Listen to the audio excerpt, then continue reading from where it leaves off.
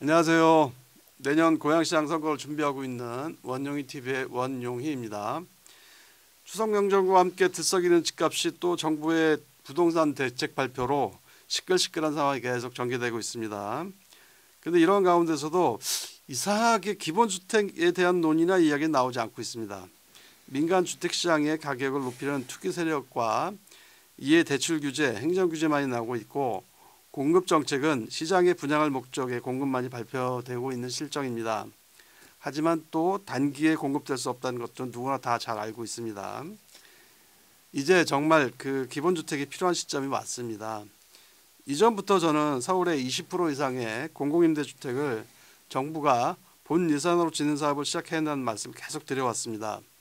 청년과 서민들의 주거안정 욕구를 다양한 면적과 고급스러운 질감의 공공임대주택으로 지속 공급하면서 만족시켜 주면은 주택시장의 대체 역할을 수행할 수 있고요. 민간 주택 가격의 폭등과 폭락을 어느 정도 제어할 수 있을 것입니다. 문제의 답을 자꾸 민간 시장에 찾으려고 하지 말고 시장이 아닌 공공이 먼저 나서는 방식으로 해결해야 한다는 것입니다. 이러한 저의 생각을 잘 알고 있던 강원대학교 사회학과 문상석 교수님께서 저에게 강력히 요구하셔서 이 시간이 만들어졌습니다. 그래서 이제부터는 역할을 바꿔 문상석 교수님께서 사회를 보시며 저에게 최근 부동산 관련 이슈들에 대해 질문하시고 제가 답을 하도록 하겠습니다. 자, 이제 사회권을 문상석 교수님께 넘기겠습니다. 예, 안녕하세요. 강원대학교 사회학과의 문상석입니다. 앞서 원영희 의원님께서 말씀하셨던 바와 같이 이제 제가 원 의원님께 질문하는 방식으로 이제 진행을 하도록 하겠습니다. 그 원 의원님은 스스로 자타가 공인하는 기본소득과 기본주택 전문가라고 합니다. 제가 보기에도 사실은 오랫동안 준비를 해오셨고 앞으로도 가장 잘하실 수 있는 분이라고 생각을 하는데요. 근데 우선 기본주택하고 기본소득이 어떻게 연관이 되어 있는지 그거에 대해서 말씀을 좀 해주시기 바랍니다. 가장 큰 거는 우리 맨날 얘기하는 그 부의 양극화지요. 그래서 그 부의 양극화인데 그 상위 뭐 5%에서 10%의 사람들과 하위 8, 90%의 사람들이 결국 중하층 서민을 이루고 있지 않습니까? 그러면 이 중하층 서민들을 위한 정책이 돼야 되는데 먼저 들여다볼 것이 뭐냐면 중하층 서민들의 가계입니다. 가계의 수입과 지출이 어떻게에 따라서 달라지겠죠. 근데 실제로 다들 아다시피 가계 수입은 대개 노동소득이 많은데 지금 뭐 다들 아시다시피 뭐 이것저것 다 올라가는데 내 월급만 제일 안 올라간다 뭐 이런 말씀들 많이 하셔요. 그래서 그 내용들 이렇게 보면 결국 가계 수입은 적어지고 있는데 지출해야 될 부분들은 점점 커지면서 가계가 쪼그라드는 거죠. 그러니까 서민들의 삶, 청년들 포함 서민들의 삶이 점점 힘들다 소리가 나오는 거고, 이게 결국 아주 단적인 표현으로 양극화가 진행이 되고 있다 이렇게 말씀이 되고 있는 겁니다. 그래서 한편으로 가계 소득 부분들을 늘려주는 것과 가계 지출 부분을 줄여주는 것, 그래서 이 가계가 쓸 수 있는 가처분 소득을 늘려주는 것들이 우리가 경제적으로 가야 될 방향이라는 말씀을 계속 드리면서, 그래서 가계 소득을 늘려줄 부분으로서는 기본소득을 말씀드리는 거고, 가계 지출을 줄여줄 가장 큰 부분이 사실은 부동산이지 않습니까? 주거 문제. 여기서 지금 이 비용 때문에 뭐 그 집을 갖고 있는 분들이나 또는 무주택자나 다들 힘들어하시고 계시는군요. 집을 갖고 계신 분들은 이자 은행에다 좋은 일 시키고 저당 잡혀서 좋은 일 시키고 있는 거고, 또 없는 분들은 없는 대로 또 뭐 전월세에 대한 또 부담들, 주거 비용을 상당히 큰 비용들을 물고 있어서 이걸 좀 합리적으로 줄여드리자라는 것들이 이제 기본주택의 개념이고, 이 기본주택의 개념은 이재명 지금 현 대통령님께서 경기도지사 시절에 나왔던 얘기였고요. 그래서 결국 이 기본소득과 기본주택은 같이 갈 수밖에 없는, 그래서 이 부분은 그 중하층 서민들, 청년을 포함한 서민들을 위한 정책이기 때문에 결국은 이분들의 삶을 여유 있게 추구해보자 이런 의미에서 연결될 수밖에 없다고 보여집니다. 네, 그렇네요. 그러면 곧바로 주택 문제 좀 질문을 드리겠습니다. 지난 6월 27일 날 정부에서 이제 이후에 계속 주택 문제 관련해서 이제 정책을 내놨고요. 이제 금융통제죠. 두 번의 대책을 더 내놨습니다. 근데 사실 6월 27일보다 지금 이제 난리가 났죠. 그래서 뭐 대통령 지지율에도 영향이 있다고 그러고 모든 사람들이 이제 완전 그 사회적 그 블랙홀처럼 막 이슈를 다 빨아들여서 이 주택 문제가 지금 그 심각하게 받아들이고 있는데 이 정부 대책과 국민 반응에 대해서 의원님이 갖고 계신 생각은 어떻습니까?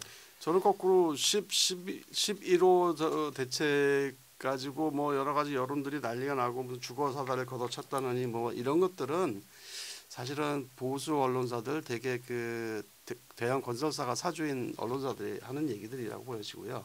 실제 오히려 좀 잘했다라고 보고 있습니다. 그래서 우선 단기적으로 이익될지 모르지만 한 1년은 더 갈 것 같은데 어쨌건 지금 10월 20일 이후로 거래량이 급감을 했고 그다음에 지금 조금씩 떨어지고 있는 것들 올라가는 그러니까 상승률 자체가 굉장히 적어졌습니다. 그래서 저는 굉장히 좋은 정책을 했다라고 보여지고요. 그런데 한번 이렇게 좀 더듬어 봐야 될 필요가 있습니다.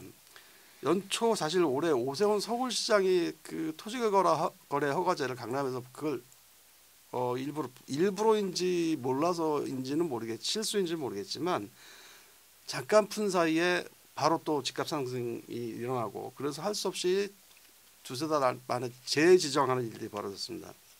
그러면서 일단 점화가 됐고요. 집값 상승 또 랠리가 그런 걸 지켜보다가 결국 627 대책이 나온 거거든요. 그래서 그 15억 원 주택은 대출 6억 원까지만. 그러니까 대출이 안 되니까는 이제 그런 뭐 강남의 비싼 집들을 대출 끼고 살 수 있는 여력이 없어진 거죠, 다들. 그다음에 이제 97 대책으로는 132만 원을 5년 내에 착공하겠다라는 입장들 밝혔었고요. 그런데 안타까운 거는 이제 이게 착공이잖아요, 5년 내. 그래서 5년 내 착공이라는 것들에 대해서 시장의 사인을 그렇게 크게 그 강도 있게 주지 못한 것 같아서 아마도 또 가격이 이제 뭐 올라간 것 같고 그래서 이제 11호 대책에 서울시와 전체와 경기도 열댓 개 구를 묶은 것들이 나온 것 같은데 여러 가지 반발들이 있다 한들 이거는 저는 거꾸로 이거는 그 투기 세력들이 갈 곳이 없는 일정한 수준으로 왔다라고 생각이 들고 그 정책 효과가 나타난 거다라고 생각하셔도 좋겠다라고 볼 것 같습니다. 하나씩 따져 보면은 먼저 보수 언론사들이 얘기하는 것 중에 하나가 뭐냐면 수요 공급론을 얘기해요.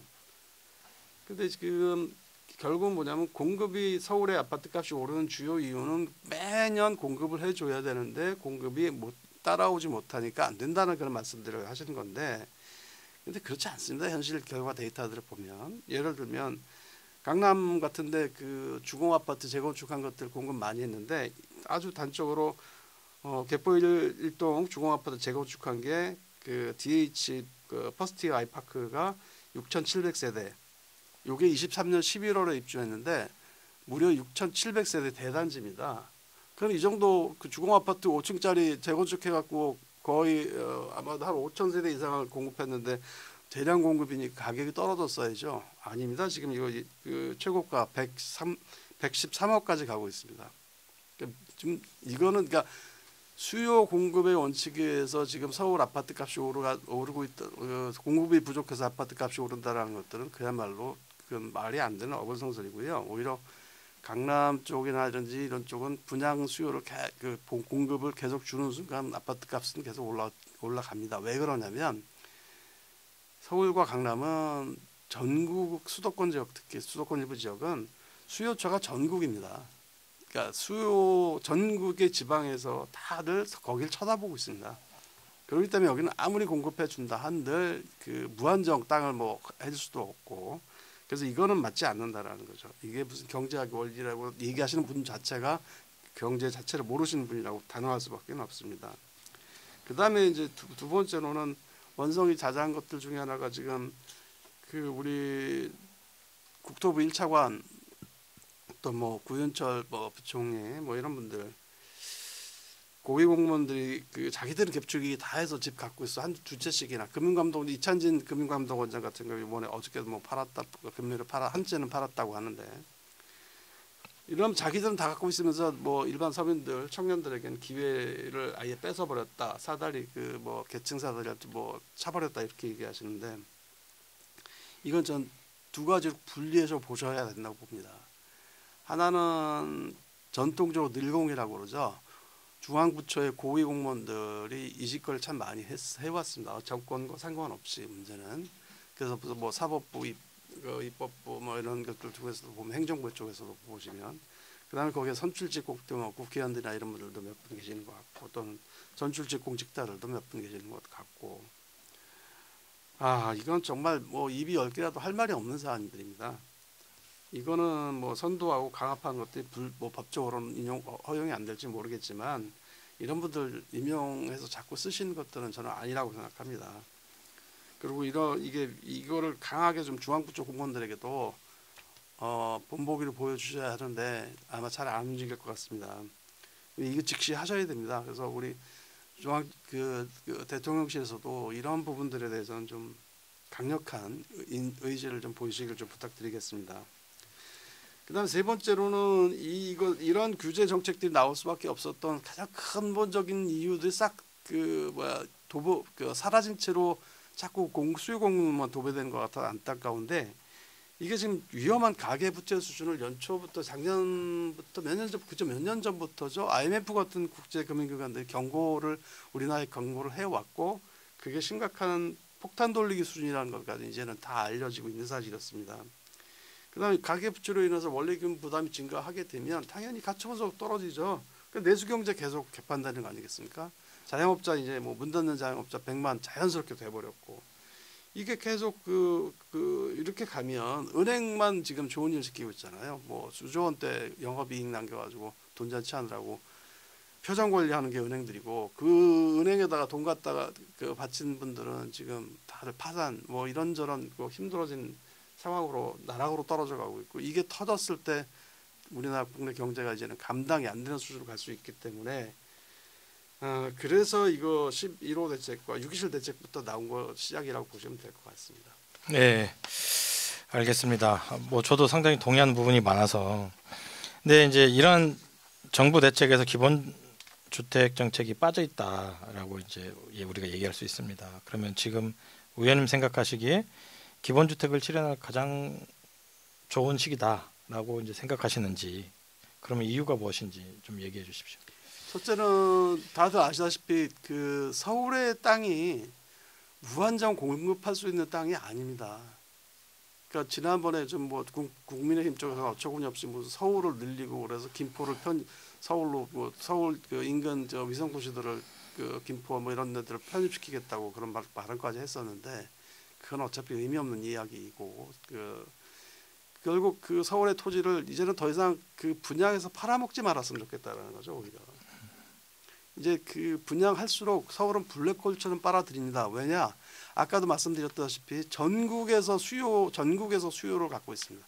전국 수요가 거기 서울을 다 쳐다보고 있기 때문에 이건 아무리 분양을 많이 해줘도 절대 그 수요를 다 감당을 할 수가 없습니다. 그러면 거꾸로 생각해야 됩니다. 이제 시장 논리가 아니고 이미 이거는 지금 시장 자체가 뭐라고 해야 되나 고장난 시장이라고 봐야 된다는 거죠. 이미 무한정 공급할 수 없는 토지이기 때문에 그러면 지금 적혀 있는 것들은 이러한 소리는 딴 게 아닙니다. 이럴 때 공공임대주택을 빨리 늘리자라는 거죠. 누굴 대상으로 청년 및 서민들을 대상으로 그것도 지하철역 교통편 좋고 다양한 평형대 그다음에 공간 구조나 인테리어 또는 커뮤니티 시설이 질 좋은 임대주택을 하자는 거고 중앙정부나 지방정부가 직접 예산 투입하자는 거죠. 지금 강원도 영월 같은 케이스가 지금 강원도도 영월하고 강원도하고 지자체끼리 해서 그런 임대단지를 아파트를 구성해서 세입자들 모집을 했습니다. 좋은 결과가 나왔죠. 다른 시군에서 많이 왔으니까요.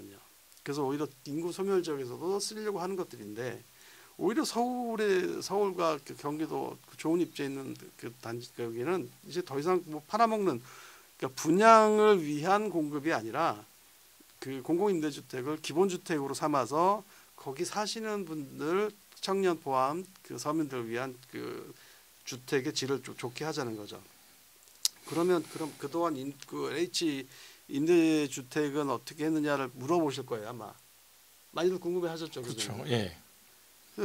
뭐 교수님뿐만이 아니고 많은 분들이 이제 그럼 LH 그동안 하던 것들은 뭐 문제가 있었습니까라고 질문을 가끔 하셔요. 근데 현실 이렇게 보면 기본적으로 LH는 공사입니다. 사업을 해서 그 장부상 수익을 내야 되는 입장이라고 자꾸 얘기를 해요. 그분들은. 근데 그래서 이제 이분들은 임대주택을 되게 싫어합니다. 그러니까 주거 안정, 그러니까 그 임대 줄이려고만 하고 그러다 보니까 어떤 일이 보면 질이 저하돼요. 근데 질이 좋은 주택은 어떤 것들이냐? 대개 5년, 8년, 10년 임대를 통해서 다시 분양해서 시장으로 내보낼 것들은 이제 잘 짓죠. 그다음에 이제 뭐 이거 이외에도 여러 가지가 있는데 이게 기본적으로 그 LH가 갖고 있는 것들은 문제가 있는 거예요. 사고 방식 자체가. 근데 이것들도 한편으로 LH뿐만이 아니고 경기 도시주택공사, 또 서울 SH, 인천 또 뭐 어쩌고 저쩌고 하는 이런 도시공사들이 다들 비슷한 여건에 처해져 있습니다. 그러니까 이게 지금 계속 그 임대주택을 지어서 운영을 하면 적자라는 거예요. 근데 서민과 청년들을 위한 주택이 당연히 적자여야 되는 거 아닌가요? 그거 쓰라고 세금 걷는 건데. 그렇다. 좋습니다. 그러면 공사라는 특성 때문에 그러하다면 그럼 정부가 직접 이제는 예산을 편성해서 집행하자는 거죠. 그게 왜 그러냐면 정부가 직접 예산을 편성하면 예를 들어서 공사와 공단의 성격이 다르고 공단 같은 경우는 돈을 쓰는 집단이고 공사는 사업을 하는 집단입니다. 성격 자체가. 또는 그것이 공단 가지고도 부족하다고 한다면 뭐 주택개발청이든 직속기관을 만들어도 괜찮겠죠. 결국은 중요한 건 형식이 아니고 어떻게 청년과 서민들을 위한 공공임대주택, 그래서 그들의 주거 안정 욕구를 채우실 거냐가 더 중요한 거죠. 그 목표를 위해서 어떤 형식이든 얼마든지 바꿀 수 있겠죠. 그래서 서울의 경우에는 적어도 그 임대 아파트 수준이 임대주택 수준이 20%에 도달할 때까지 계속 공급해야 된다는 겁니다. 중장 계획을 갖고. 그다음에 지금 더 큰 문제는 뭐냐면 1, 2인 가구 수가 전체 가구 수의 지금 75%까지 도달했다는 것들입니다. 그러니까 기존 주택 형태로는 사실은 그렇게 많이 필요하지 않다라는 거예요. 그래서 이거를 또 한 가지 그다음에 그러면서 전월세를 요번에 특히 대란을 하면서 또 한편으로는 뭐 그 11호 대책을 비판하시는 분들 중에 하나가 그러면서 이거 분명히 전월세 시장에 영향을 미칠 거다. 이게 매물이 잠긴 현상이 일어나면서 전월세 시장을 또 부추기는 그 문제가 일어날 거다 얘기하는데 뭐 이거 당연히 정부가 직접 전월세 시장을 공공임대로 해결해 주면 되죠.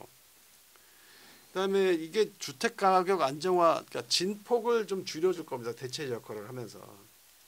그래서 청년들과 주거 안정도 확보할 수 있고요. 부동산 주거 안정 가격도 할 수 있고 내수 경기 활성화 등 달성 가능한데 제가 보기에 이게 진짜 서울에 한 20% 이상까지만 공급돼 수도권까지 해서 20% 이상 되면 일석삼사조가 될 수 있지 않을까라고 좀 보고 있습니다. 추가로 좀 이 기본주택 개념이 아직 정리가 좀 안 돼 있는데요.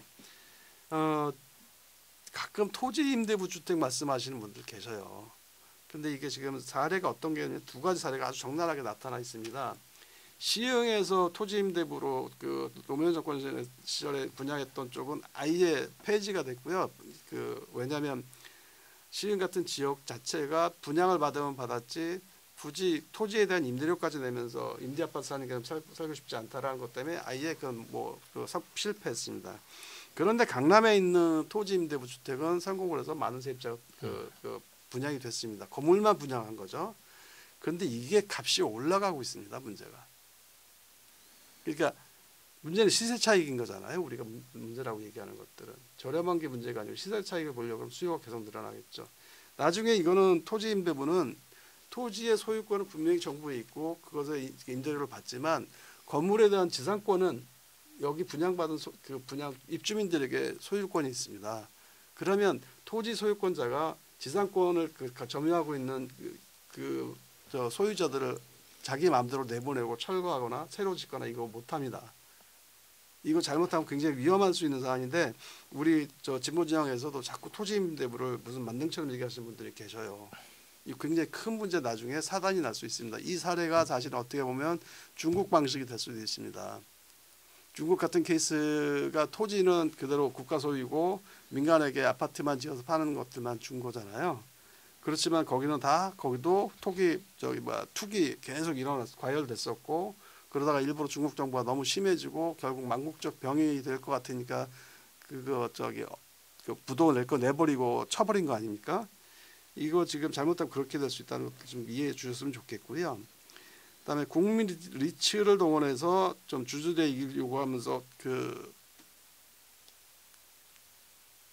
기본주택을 좀 만들어 가자, 임대주택을 만들어 가자라는 그 의견들도 있습니다. 근데 이거는 꼭 주의하셔야 될 것들이 뭐냐면 리츠의 대주주들, 주주들이 개인 민간들이 되는 순간 더 많아지는 순간 공공보다 개인 민간이 더 많아지는 순간 수익을 자꾸 요구할 수가 있습니다.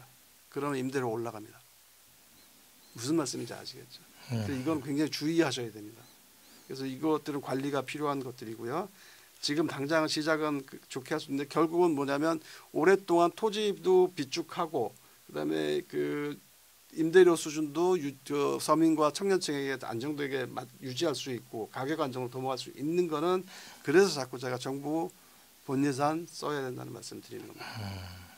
예, 그러네요. 진짜 많이 필요한 것 같은데 사실은 저도 그 부분에 대해 동의를 많이 하는데 공사가 원래 만들어진 이유는요. 적자를 보면서라도 국가가 필요한 곳에 대규모의 자원을 일시적으로 투입해서 경제적 효과를 누리려고 했던 거기 때문에 사실 공사가 적자를 본다고 해서 그거를 그러니까 그 시장 논리로 접근하는 것 자체가 사실 그런 공사를 없애버려야 되는 거죠. 예. 주객이전 도된 예, 거죠. 그러니까 막말로 그렇죠. 그게 지금 거꾸로 LH를 위해서 전 국민이 있는 거예요. 그렇죠. 네. 예, 이게 문제가 있는 거죠. 그래서 어쨌든 정말 많이 좋은 생각이신 것 같습니다. 근데 이제 재원이 많이 필요할 것 같은데, 네. 그러니까 임대주택은 주로 LH가 주도해 왔어요. 그럼 어떻게 했으면 좋겠다는 건지, 그럼 이제 LH는 뭘 해야 되는지. LH는 그 동안에 이제 그 토지 수용하고 그다음에 이제 그걸 갈아엎어서 다시 재분양하고 또 아파트 지어서 팔았던 거고 그다음에 관리했던 능력들이 있어요. 그러니까 시행 관리했던 그 능력들이 있어서 제 생각은 뭐냐면 예를 들어서 우리가 뭐 토지개발청이 됐건 주택개발청이 됐건 직접 한번 직접 기관을 만들고 LH에다가 그냥 관리만 맡기는 거죠. 그래서 관리 수수료 1% 정도만 준다면 제가 보기엔 문제가 없을 것 같아요. 그러니까 사업이 일어날 수 있고 그래서 그런 것들에 대해서는 큰 문제는 안 되고 그래서 자꾸 제가 본 예산을 직접 써야 된다. 그거를 지금 사실은 뭐냐면 LH가 적자다라고 하면 그때 LH에다가 출자를 또 하거든요. 그렇게 출자하지 말고 그러니까 지금 LH가 하고 있던 사업들은 기존의 토지 수용하고 이런 것들은 경기도에서 많이 하잖아요. 또 지방에서 많이 하고 그거는 그 경기도나 지방에서 하는 것들은 그 LH가 그대로 하게 두고 서울에서 기본주택을 공공임대를 유지할 것들이 이제 그 주택개발청 중심 또는 공단 중심으로 소유권을 가져가게 해서 본예산 직접 들여서 유지관리 예산도 다 본예산에서 직접 지급하는 형태로 가자라는 거죠. 단지 그거를 맡아서 위탁 관리할 것만 LH가 좀 하게 하자는 거죠. 예, 아주 좀 시의적절한 것 같습니다. 그런데 지금 또 논의가 이상하게 자꾸 이게 옆으로 번지는 게 있는데 최근에 나온 게 이제 보유세 관련한 논의예요. 그래서 이제 사실 이거에 대해서도 한 해 만에 하는 논의가 많고 미국처럼 해야 되네 안 해야 되네 뭐 이런 얘기를 하고 있는데 그 의원님 생각은 그게 이제 본질이 뭔지 어떻게 생각하시는지. 예. 그러니까 이게 지금 가장 큰 문제가 뭐냐면 이게 참 고양이가 쥐 생각해 주는 꼴이에요. 특히 국민의힘 쪽 그 보수 쪽에서 하는 말들이 뭐냐면 되게 사실은 투기 세력을 옹호하고 건설업체들의 사적 이익을 추구하는 집단들이 꼭 어디다 끌어다 붙이자면은 뭐 청년 서민들의 주거 사다리를 걷어찼다느니 더 힘들어지게 만들었다느니 오히려 그때 또 서민을 갖다 끌어붙여요. 이건 좀 아니죠 사실. 자기들 위해서. 근데 사실 우리도 좀 조심해야 될 것들 중에 하나는 이게 지금 그냥 보유세라고 하시면 어떤 느낌이 드냐면 1억을 갖고 있는 1억짜리 집을 갖고 있는 분이나 5억짜리 갖고 있는 집을 갖고 있는 분이나 10억짜리 집을 갖고 있는 분이나 똑같이 나도 보유세 내야 돼 1%씩이나 이제 또 이렇게 생각하시겠다는 거죠. 그다음에 잠재적으로 집을 사야겠다라고 아직 준비하고 있는 내 집 마련을 하겠다라고 하는 비주택자, 무주택자들에게도 내가 집을 샀을 때 그러면 보유세를 저렇게 많이 내나? 라고 저항감이 생기게 된다는 거죠. 그냥 보유세라고 표현하니까. 근데 정확한 건 사실 그 보유세가 누구에만 적용되는 거냐면 초고가 아파트 주택을 갖고 있는 사람들에게만 정해지는 것들입니다. 그러니까는 얼마짜리 아파트 보유세 1%라는 정확한 표현을 써주는. 그럼 예를 들어 30억짜리 이상만 보유세 냅니다. 40억짜리 이상만 보유세 냅니다. 라는 표현을 정확하게 써줘야 된다라는 거죠. 그 표현을 쓰지 않으면 대한민국 모든 분들이 불만을 갖게 돼요. 나 지금도 시골 동네 집값 안 올라갔고 1억짜리 저 아파트 1억밖에 안 하는데 보유세까지 내라고 이렇게 된다라는 거죠. 근데 우리가 지금 정부에서 얘기하는 것들이 보유세는 그 대상이 아니거든요. 그 대상은 지금 30억, 40억, 100억 가까이 호가 뭐 나타나고 있는 강남 뭐 이런 쪽이 강남 상구 이런 쪽이라는 거죠. 낼 수 있는 대상, 내야 되는 대상들. 이 부분은 좀 조심해야 될 것 같습니다. 그래서 점진적으로는 보유세를 강화하고 그다음에 거래세를 약화하는 방향으로 나가야 하는 게 맞는 것 같습니다. 그런데 이제 한 가지 주의하셔야 될 것들은 되게 그 윤석열 정부 때도 계속 그 시도가 있어 왔었는데, 그러니까 뭐 대규모 법인, 재벌 법인들의 법인세를 자꾸 조금씩 낮춘다든지, 그다음에 또 이 케이스도 마찬가지입니다. 보유세는 그냥 둔 채로 거래세만 낮추겠다는 시도가 윤석열 정부에 계속 있어 왔었어요. 그래서 보유세 얘기를 안 합니다. 윤석열 정부, 그러니까 국힘 이런 쪽, 저쪽 보수 쪽에서 집권하면 보유세 얘기를 아예 안 해요. 왜냐하면 지금 보유세가 너무 있으나 마나한 수준이거든요. 그러니까 보이지 않을 정도로 수준이어서 겁나는 게 없죠. 많이 비싼 거 갖고 있어도. 그래서 거꾸로 거래세를 낮추려는 시도만 계속 해왔던 거죠. 이것만 좀 주의하시면 될 것 같고, 우리 또 보유세를 그냥 보유세가 아니라 40억 이상 또는 30억 이상 아파트 가진 주택만 내는 보유세 이렇게 하게끔 정확한 문구를 써줘야 된다는 거죠. 예, 좋습니다. 그 기사가 생각이 나네요. 아파트 70억짜리 가지고 있는 사람이 500만 원을 세금을 낸다니 이제 이 집 망했다. 네. 그러니까 사실 선동가죠. 언론이 그렇죠. 아니라. 네. 예, 선동하는 자들이 그 선동해서 아파트 광고로 먹고 사는 이런 일들이 너무 되는데 또 사람들이 거기에 또 넘어갈 때가 많은 것 같습니다. 네. 그래서 우리가 좀 필요한 것 같고요. 네, 제대로 알려주고 그리고 이제 서서히 우리가 뭔가를 좀 새롭게 접근할 필요가 있다. 그렇죠. 네, 좋습니다. 혹시 뭐 더 빠뜨리셨거나 뭐 필요한 얘기가 있으신지 있으면 말씀해 주시기 바랍니다. 우리가 지금 사실은 고민을 많이 해봐야 될 것 중에 하나가 주거 안정 욕구가 있고요. 대부분 국민들에게. 그다음에 또 투기 수익을 추구하는 욕구가 있습니다. 근데 예를 들면 뭐 중하층민들은 주거 안정 욕구만 있고, 또 저기 최상층에서 뭐 50억 뭐 몇십억 하는 아파트를 사시는 사람들은 한 5%밖에 안 돼요. 저는 그렇게 생각하지 않거든요. 모든 사람이 돈을 벌고 싶어하고 주거 안정도 하고 싶어해요. 그러니까 이 부분을 잘 보셔야 된다는 거죠. 그러니까 그러니까 무주택자도 앞으로 내 집을 갖고 싶어한다는 것들은 뭐냐면 내 집을 가져서 주거 안정을 하고 싶다와 동시에 고민하는 것들이 어느 지역을 선택해야 내 집값이 오를까를 생각한다라는 겁니다. 이걸 잘 보셔야 된다는 거죠. 이건 모든 사람이 두 가지 욕구를 동시에 다 갖고 있다는 거죠. 그래서 이거를 주거 안정 욕구만 갖고 있는 사람 이편, 투기 수익 욕구만 갖고 있는 사람 저편, 이렇게 분절해서 생각하시면 정책이 나올 수가 없다라는 거죠. 그래서 사실은 우리 당이 지금 뭐 보이스 논란 얘기도 하지 마세요라고 자꾸 이런 뭐라고 해야 되나, 좀 엄살이라고 해야 되나, 좀 이렇게 사전적인 걸 하는 것들이 이유가 그 내면 이중적인 내면들을 다 보고 있는 것들인 거죠. 그래서 조심스러워하는 것들입니다. 그래서 제가 아까도 말씀드렸던 것처럼 대신 보유세가 오르고 거래세가 좀 낮추는 방향으로 점진적으로 개선해 간다라는 것들에 대해서 그 보유세를 정확하게 누구만 낸다, 30억짜리 40억짜리 이상 아파트 소유자만 낸다라는 것들을 명확하게 광고하고 하면 된다라는 거죠. 그렇게 되면 적어도 지금 사실은 뭐 30억 40억 하는 것들이 강남에 주로 몰려 있고 또 한강문 별도 뭐 새로 생겨났다라고 하는데, 그 주변에 있는 그 경기도 지역에 또 그다음에 거기도 다 집값 올라가고 싶어하는 욕구들은 있는 거죠. 근데 이것들을 강압적으로 누르려고만 하지 말고 그걸 인정할 건 하시고, 그다음에 그래서 지금 보유세를 거기서 거두려고 하는 거잖아요, 우리 사실. 더 높아지는 것도 많고. 그다음에 이제 주거 안정 수요를 위해서 공공임대주택을 적어도 20% 이상을 공급해 주면 그때 분위기가 달라질 거라고 저는 생각합니다. 그러니까 시장 기능에만 다 맡겨놓고 있었기 때문에 자꾸 매번 이런 논란, 혼란이 계속 그러면서 결국 뭐가 이겼겠어요? 투기 세력이 이긴 거예요. 매번 노무현 정부 때도 그렇고 문재인 정부 때도 그렇고. 근데 이번 정부는 어떻게 해야 될 거냐? 일단 정책 자체가 과감했기 때문에 저는 좋다고 보고요. 11호 정책도. 그다음에 이제 지금 기본주택으로서 공공임대주택 복잡하게 생각하실 거 없어요. 다양하고 다양한 평수, 커뮤니티 시설 있고 질 좋고 저렴한 공공임대주택을 빠르게 지을 수 있습니다.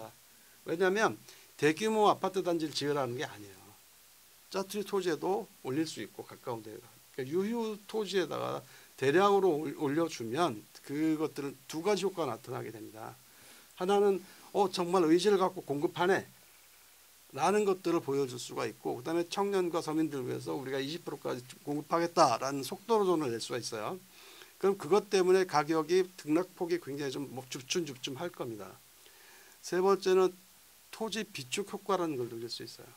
임대아파트라는 것들은, 공공임대아파트는 언제든지 그 재산 자체가 소유권이 정부에 있는 겁니다. 국가에 있고. 그래서 이걸 더 높은 걸로 새로 지어야겠다 할 때 언제든지 그렇게 할 수가 있어요. 또 효율을 기할 수 있다라는 거죠. 그래서 이렇게 됐을 때 이게 딱 정착이 되면, 그래서 많은 청년과 서민층의 그 주거 안정 욕구가 먼저 해결이 돼주면, 제가 보기에는 그때부터는 좀 시장이 함부로 요동치는 그거를 막을 수도 있고, 오히려 정부가 그때부터는 막 강력한 규제 뭐 이런 게 아니고 시장을 끌고 갈 수 있다는 거죠. 거꾸로. 네, 잘 들었습니다. 이게 결국은 정부가 시장에서 행위자로서 역할을 해야 된다라는 걸 강조를 하신 것 같고요. 전적으로 동의를 할 수밖에 없는 게 그만큼 선택지를 넓혀주는 겁니다. 그렇죠. 그러니까 선택지가 넓어지면 어떤 일이 벌어지냐? 그러니까 우리 흔히 말하면 저 사람이 A냐 B냐 C냐로 갈 수 있다라는 걸 알면, 소위 말해 시장의 투기꾼들이 지금은 저 사람은 결국 A밖에 못 가. 알기 때문에 거기에 투기를 몰아서 사실 정부 정책을 이기는 거거든요.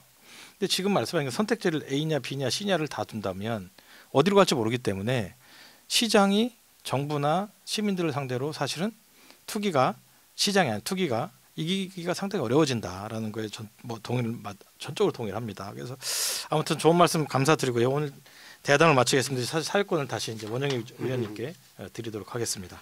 예, 고맙습니다, 교수님. 자, 제가 다시 사회권을 받았습니다. 시청해 주신 많은 분들께 진심으로 감사드리고요. 이제 좀 보다 나은 정책, 그래서 정말 청년과 서민들이 편하게 살 수 있는 그런 정책들을 만들기 위해서 최선을 다하겠습니다. 좋아요와 구독 꼭 부탁드리겠습니다. 고맙습니다. 네, 고맙습니다. 수고하셨습니다.